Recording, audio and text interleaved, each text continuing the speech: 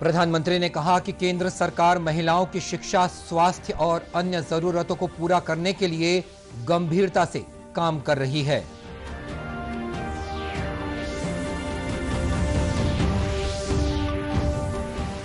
छत्तीसगढ़ की राज्यपाल ने नई दिल्ली में राष्ट्रपति और प्रधानमंत्री से मुलाकात की।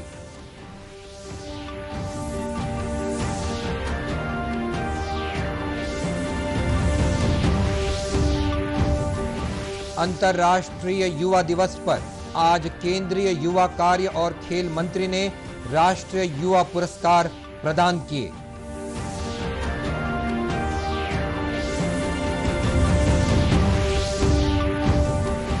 और देश में अब तक 52 करोड़ से अधिक कोरोना रोधी टीके लगाए गए।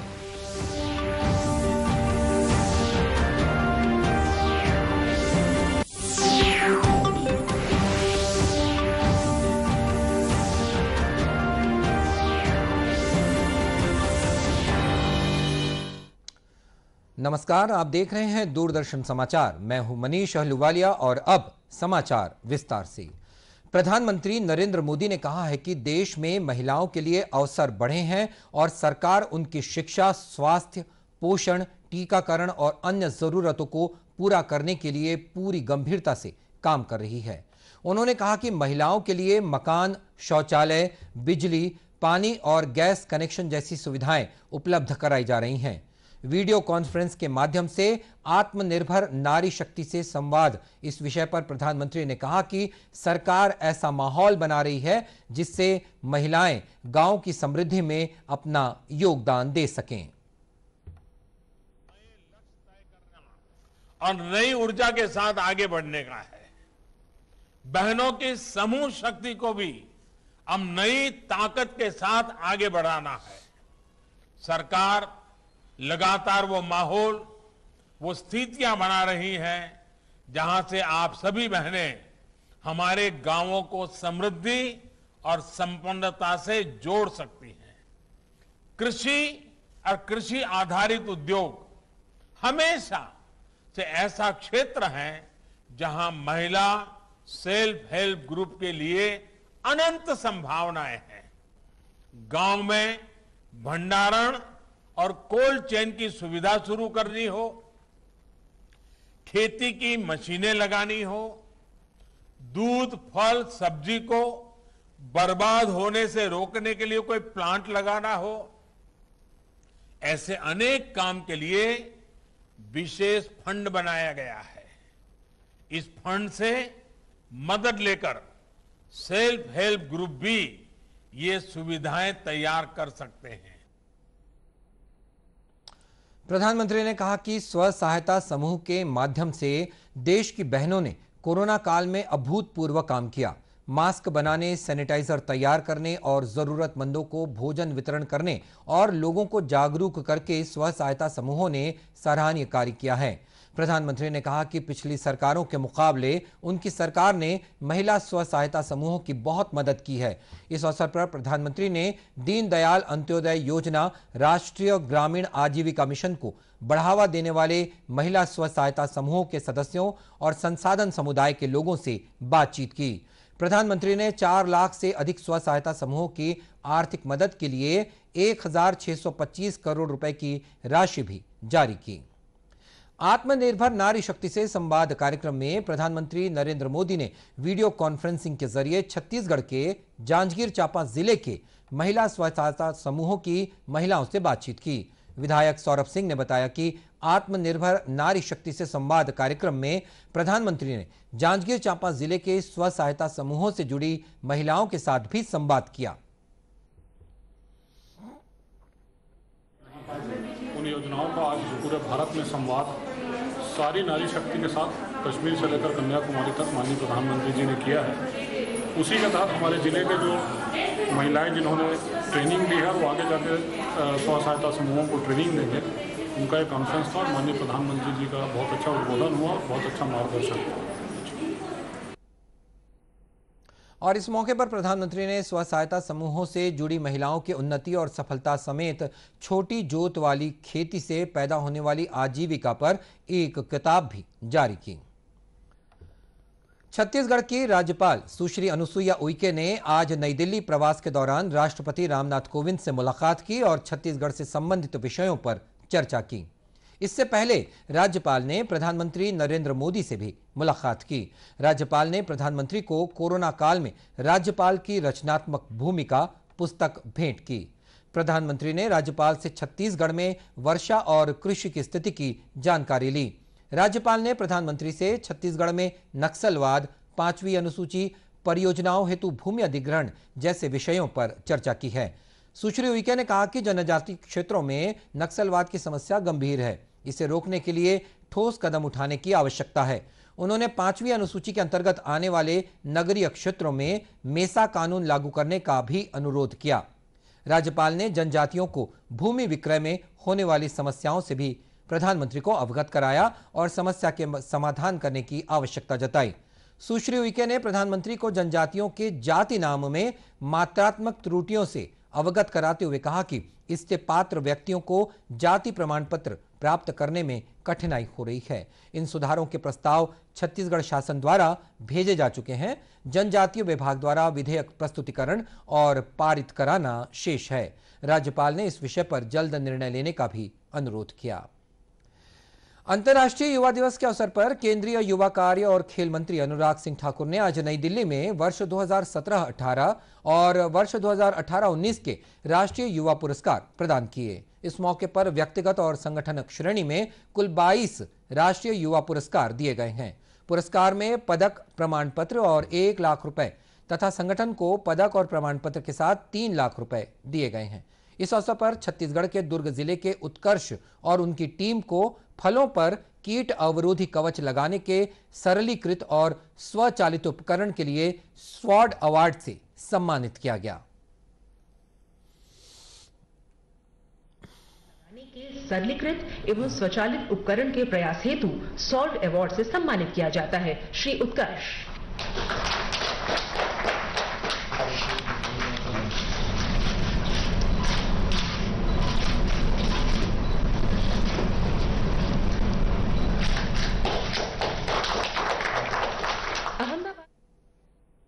उल्लेखनीय है कि युवा कार्य और खेल मंत्रालय ने पिछले वर्ष दिसंबर में संयुक्त राष्ट्र कार्यक्रम के सहयोग से ग्रामीण, उपनगरीय और शहरी क्षेत्रों के युवाओं के लिए स्वयंसेवी उद्यम विकास चुनौती की शुरुआत की थी।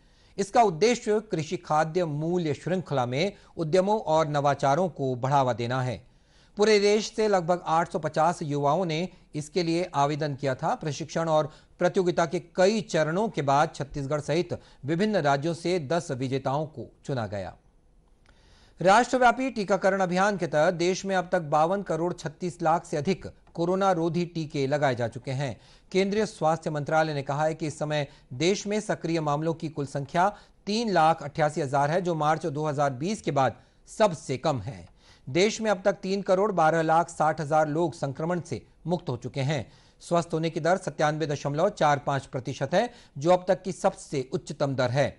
पिछले 17 दिनों से साप्ताहिक पॉजिटिविटी दर 5% से नीचे 2.23% है और दैनिक पॉजिटिविटी दर 3% से कम 1.94% है। इधर छत्तीसगढ़ में भी कोरोना संक्रमण की दर घट गई है। प्रदेश में पॉजिटिविटी दर 0.19% है। कल प्रदेश में 83 कोरोना संक्रमित नए मरीज पाए गए हैं। प्रदेश की रिकवरी दर अभी 98.46% है। प्रदेश में कुल 10,02,000 कोरोना संक्रमित लोगों में से 9,87,000 से अधिक लोग स्वस्थ हो चुके हैं। वर्तमान में लगभग 1,500 मरीजों का इलाज विभिन्न अस्पतालों और होम आइसोलेशन में चल रहा है। इस बीच कोरोना रोधी टीकाकरण अभियान भी जोर शोर से चल रहा है। प्रदेश में अब तक 1,31,17,000 से अधिक कोरोना रोधी टीके लगाए जा चुके हैं। इनमें 1,04,49,000 से अधिक पहली डोज और 26,67,000 से अधिक दूसरी डोज शामिल हैं। भारत की स्वतंत्रता की 75वीं वर्षगांठ के अवसर पर आजादी के अमृत महोत्सव के अंतर्गत केंद्रीय युवा कार्यक्रम और युवा खेल मंत्रालय के नेहरू युवा केंद्र संगठन द्वारा छत्तीसगढ़ के सभी जिलों में 13 अगस्त से 2 अक्टूबर तक फिट इंडिया फ्रीडम रन 2021 का आयोजन किया जाएगा। इसके तहत जिला स्तरीय दौड़ और जिले के 75 गांवों में नेहरू युवा केंद्र, एनएसएस, स्वयं सेवकों और युवा क्लब पदाधिकारियों द्वारा दौड़ के कार्यक्रम आयोजित किए जाएंगे। नेहरू युवा केंद्र संगठन के मुताबिक राष्ट्रीय स्तर पर इस कार्यक्रम का उद्घाटन 13 अगस्त को केंद्रीय युवा कार्यक्रम और खेल मंत्री अनुराग सिंह ठाकुर वर्चुअल माध्यम से करेंगे। नेहरू युवा केंद्र संगठन के राज्य निदेशक श्रीकांत पांडे ने बताया कि इस कार्यक्रम में प्रदेश के सभी जिलों में 1,56,000 से अधिक युवा शामिल होंगे। और एनएसएस के लोग मिलकर छत्तीसगढ़ में हम 2800 जिले में एक फ्रीडम रन का दौड़ का आयोजन कर रहे हैं और उन जिलों के 75 गांवों को भी चिन्हित किया है जहां 75 युवा उसमें दौड़ेंगे। यानी पूरे राज्य में 1,56,000 लोग दौड़ेंगे और इसमें हम जो फ्रीडम मूवमेंट से जुड़े लोग हैं उनको आमंत्रित करके उनके साथ युवाओं का इंटरेक्शन भी कराएंगे और ये हर जिले में होगा। और इसमें जनप्रतिनिधि, अंतर्राष्ट्रीय राष्ट्रीय खिलाड़ियों को, जो ब्यूरोक्रेट हैं और सेना के लोग हैं, उन सबको जोड़कर और सभी जनों को, और जो भी हमारे 1,56,000 वॉलंटियर है वो 20-20 परिवारों के साथ में आज़ादी के बारे में जो भी बातें निकलेगी, जो जानेंगे, उसको शेयर करेंगे। छत्तीसगढ़ में जन भागीदारी से जन आंदोलन थीम पर यह कार्यक्रम आयोजित किया जाएगा। कार्यक्रम के आयोजन में केंद्रीय सूचना और प्रसारण मंत्रालय छत्तीसगढ़ की इकाइयां, एनएसएस, एनसीसी, युवा कल्याण, भारत स्काउट और गाइड संस्थाएं भी सहयोग कर रही हैं। देश आजादी के 75 वर्ष पूरा करने जा रहा है। स्वतंत्रता संग्राम के ऐतिहासिक कालखंड को जीवंत करने के उद्देश्य से प्रधानमंत्री नरेंद्र मोदी के आह्वान पर अमृत महोत्सव मनाया जा रहा है। हमारे स्वाधीनता संग्राम में आजादी के असंख्य संघर्ष और बलिदानों की गाथा सुनाए बिना अमृत महोत्सव की कल्पना नहीं की जा सकती। छत्तीसगढ़ में भी कितने ही पुण्य तीर्थ और कितने ही पवित्र केंद्र आजादी के रंगों से सराबोर हैं। स्वतंत्रता संग्राम की बात छत्तीसगढ़ के प्रथम स्वतंत्रता संग्राम सेनानी और देशभक्त शहीद वीर नारायण सिंह की अमर कहानी के बिना अधूरी होगी।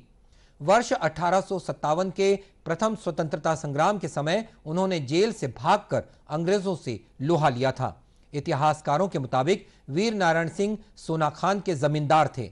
महानदी की घाटी और छत्तीसगढ़ की माटी में शहीद वीर नारायण सिंह का जन्म वर्ष 1795 में सोनाखान के जमींदार परिवार रामसाय के घर में हुआ था। वे बिंजवार आदिवासी समूह से थे। देशभक्ति और निडरता वीर नारायण सिंह को पिता से विरासत में मिली थी। उनकी बहादुरी से प्रभावित होकर अंग्रेजों ने उन्हें वीर की उपाधि दी थी। वर्ष 1856 के भयानक अकाल के दौरान उन्होंने गरीबों को भूख से बचाने के लिए अंग्रेजी हुकूमत के खिलाफ जंग छेड़ दी। अंग्रेजों के गोदाम से अनाज लूटकर उन्होंने गरीबों को बंटवा दिया। उनके इस कदम को लेकर ब्रिटिश सरकार ने काफी नाराजगी जताई।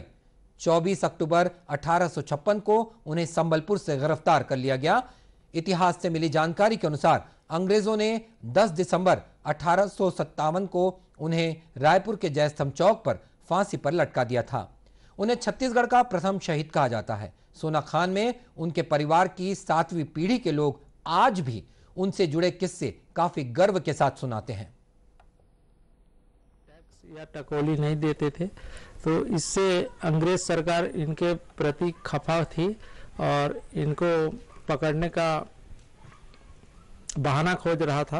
इसी बीच में 1856 में जब यहाँ भीषण अकाल पड़ा इस क्षेत्र में, छत्तीसगढ़ में, तो वीर नारायण सिंह जी ने अपने रैयत में जो भी अपना धान वगैरह था ये सब अपने प्रजाओं में बांट दिए। उसके बाद जब इन्होंने बाहर से भी उधार में, बाढ़ी में, ब्याज में लाना शुरू किया, इस दरमियान कसडोल के एक व्यापारी थे माखन करके, इनसे भी इन्होंने अनुरोध किया तो ये देने से इनकार कर दिए बाढ़ी में धान। तो ये अपने प्रजाओं को ले जा करके जबरन उनके कोठी फोड़वाए और बंटवा दिए। तो वो अपना लिखित शिकायत नागपुर कमिश्नर से किया और इन्होंने फिर इनको गिरफ्तार कर लिया।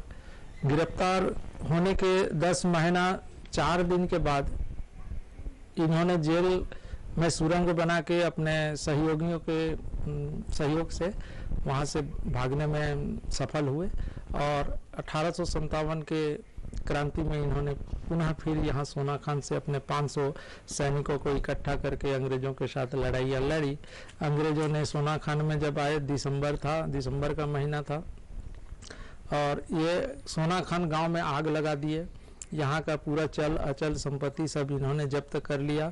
2 दिसंबर को वीर नारायण सिंह जी कुर्रूपाट से नीचे उतर करके अपना आत्मसमर्पण किया। इनको ले जा करके रायपुर में इनके ऊपर देशद्रोह का अभियोग चलाया गया और 10 दिसंबर को इनको फांसी की सजा अंग्रेजों द्वारा दे दी गई। शहीद वीर नारायण सिंह को श्रद्धांजलि देने के लिए उनकी 130वीं बरसी पर सन 1987 में भारत सरकार ने स्टैंप भी जारी किया। वहीं रायपुर में बना देश का दूसरा सबसे बड़ा क्रिकेट स्टेडियम भी शहीद वीर नारायण सिंह के नाम पर है। और इसी के साथ ये समाचार बुलेटिन समाप्त हुआ। नमस्कार।